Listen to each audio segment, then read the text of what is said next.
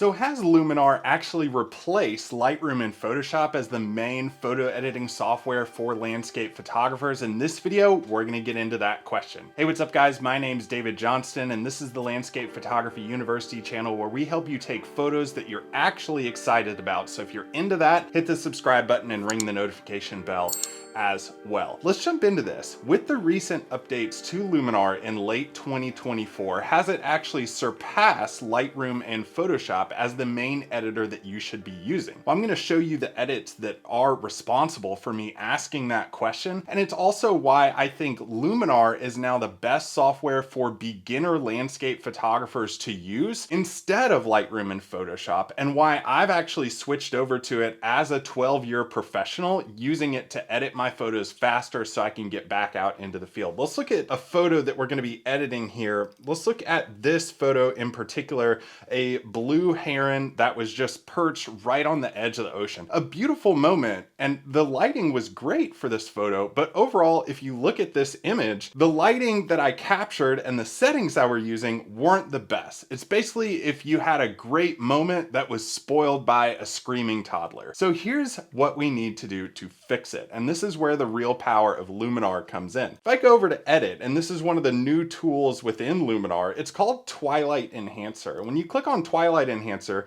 you have several different presets that you can select from. I'm gonna just scroll down here and click through some of these to see if we get a good one that works.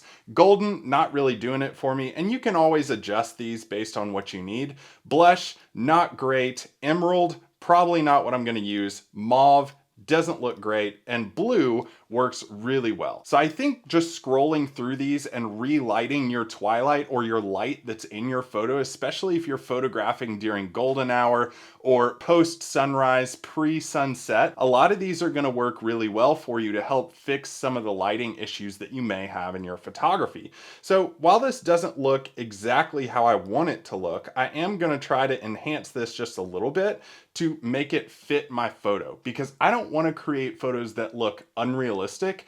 I want to match what I saw in the scene at the time of the photo and match that with the editing that I have here in front of me. So I'm going to decrease the amount in this. And for the sky, it basically reads the photo as sky and land. So you're going to look at sky and land, even though there's not really a sky in this photo. I'm going to make that a little bit more blue because I want that blue of the ocean to come through there. Next, I'm going to come down here to dawn. I'm going to play around with that and see if it does anything to the photo. It does enhance the foreground some, and I'm going to make that a little bit more blue as well. Shade, I don't want the bird to be in shade, so I'm going to brighten the bird up by decreasing the shade amount in there. And then there's no human in the scene and there's no real feathering that I need to worry about here because I want these to be very subtle effects in this photo. And then for sky global or sky horizon, I'm just going to leave those where they are. So basically what I've done here is I've enhanced this photo. I'll show you the before and after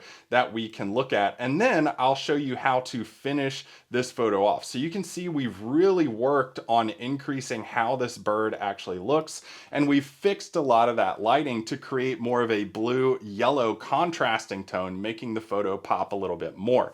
In just a second, I'm going to show you how to finish this photo out so that you can be a pro in your Luminar editing. But first, if you've ever struggled with editing or composition, I want to invite you to join Landscape Photography University. We have tons of members on there already who have benefited from our instruction, 14 courses plus weekly live photo critiques with our members only. Used to be about $300 for the entire year, but I'm running a special for YouTube viewers right now, and I've dropped that price to $129 per year. You can find that link in the video description or in the pinned comment. Again, used to be $300, but for you it's $129 per year. So let's look at finishing this photo out. I'm going to get rid of the before and after. Once you get the Twilight Enhancer really dialed in, what I'm going to do is look at how much noise I have in this photo and also the dust spots I have in this photo. So I'm going to go to up here to noiseless AI, and I have a little bit of noise in this using a higher ISO. So what I'm going to do is hit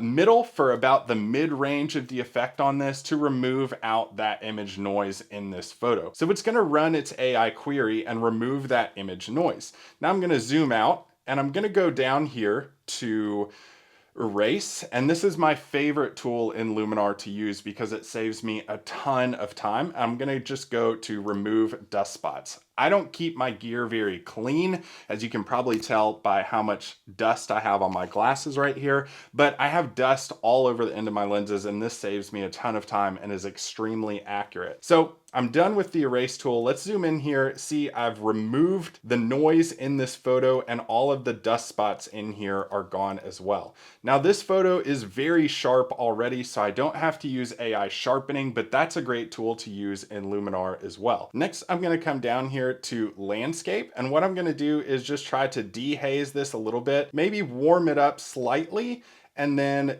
increase. I don't have any foliage in here, but sometimes that does play around with the blues in the photo itself. Now, to finish this off, I just want to make some basic edits by applying some contrast and clarity in this. So I'm going to go to develop, going to increase the exposure just a little bit, increase the contrast some, and increase my highlights.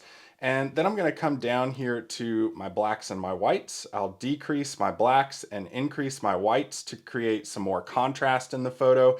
And what that did was it actually darkened up the foreground just slightly. I'll show you how to fix that in just a second. So that looks pretty good with my blacks and my whites. I'm gonna go down to sharpness, and I'm just gonna barely sharpen this up because it's pretty sharp already. Let's go down here and fix what we did with darkening up that foreground, and let's just fix that out a little bit. I'm gonna come down here to relight, and we have brightness near and brightness far. I'm just gonna increase that brightness near and try to bring back some of that light that I lost by editing this out. So I'm just gonna brighten up brightness near, and you'll see it pulls in the bird as well. So I'm just gonna have to be really delicate with that and see how that works, and then play around with the depth. And that looks pretty good. So in just a few minutes, I've taken a photo that was not great and improved it to a photo that I wouldn't be worried about posting on social media or my website, and because it looks so great with the Luminar edits. I'm gonna do the before and after here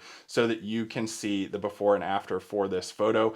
And now it looks great. I mean, we had a before and we had an after, and you can see how much we've improved that photo. If you want more videos that are gonna help you out with your photo editing, click or tap on this playlist showing up on your screen right now.